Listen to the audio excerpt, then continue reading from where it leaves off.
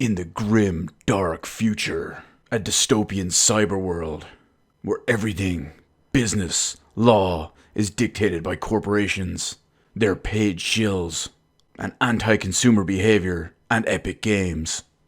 Where media suppression exists in all its forms, one man can stand in front of his computer and bring the truth directly to you. This man, this myth, this legend, his identity unknown, a shrouded mystery, an uncrackable cipher in a digital cyberpunk future, known only to some as your boy Q from Retro Q Gaming. And we have some very, very strange news that is very promising news at the same time. It's what I hoped it would have been a long, long time ago when I talked about it several different times. But anyway, what's going on, everybody? It is the one and only Q from Retro Q Gaming, back in effect as always. And well, we have a lot of Microsoft related news today with the Xbox and whatnot, but we're not going to talk about that. That's coming up this week. I'm saving all of that. That's going to happen this week's episode of the podcast. But in the meantime, as a knock-on effect to one or two of the details that did come out earlier today, well, I'm going to talk a little bit about that right now. So, one of the new future things that's coming with the Xbox later this year is what Microsoft are calling smart delivery. Now, we're going to get into the nitty-gritty of it when it comes to a different video and all later down the line, but basically what you need to know is using smart delivery. If you have, say, an OG Xbox game that's backwards compatible, a 360 game that's backwards compatible, an Xbox One game or a Xbox game, whatever version of it you own, smart delivery will ensure that you're playing the best version of it, the best patched version of it, the best console version of it on the proper appropriate platform.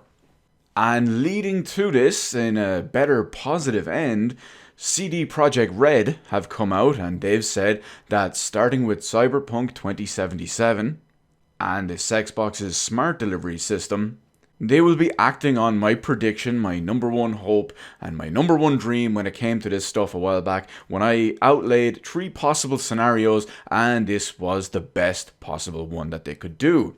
And what do I mean by that? Well, if you buy Cyberpunk 2077 on the Xbox One, Lord knows why you would do that. Not only is it an awful console version, but, well, it's the less powerful version of either of them.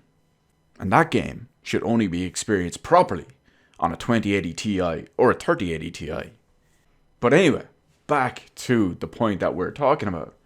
So if you do buy the Xbox One version, down the line, if you do pick up a Xbox, the smart delivery system will allow you to update to the Xbox version with all the graphical features, all the extra textures, the quality, the frame rate, the resolution, yada yada yada, whatever it is, for absolutely free. It will allow you to properly upgrade to the next generation version for free.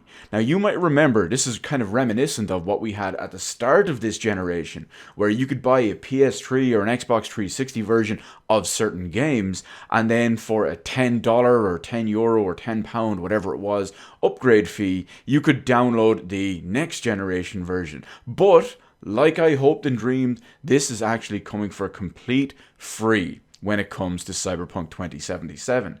Now, don't expect this for all games.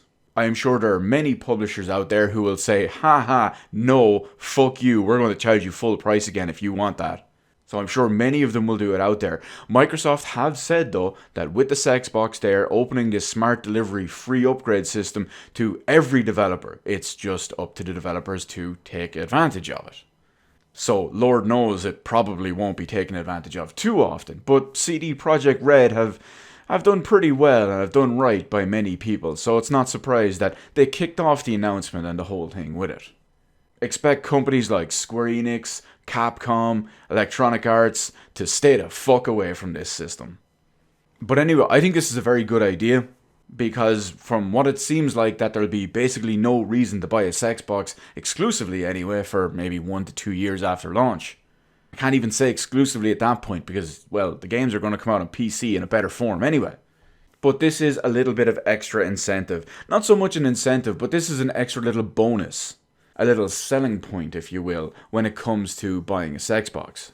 Sure, you might not get to buy it and play it straight away, but At least you get the upgrade when it becomes available. Oh, that's right, I don't know if I properly outlined that at the start of the video, but you won't get the proper, in the case of Projekt Red and Cyberpunk 2077 anyway, you won't get the proper updated Xbox version until that version is available. So if you pop your Xbox One version of the game into your Xbox on day one, you probably won't get the upgrade. Although at the same time, this does confirm the eventual existence of Cyberpunk 2077 on next-gen consoles, something that they were very shy about and never really commented properly on, or at least confirmed so far till right now.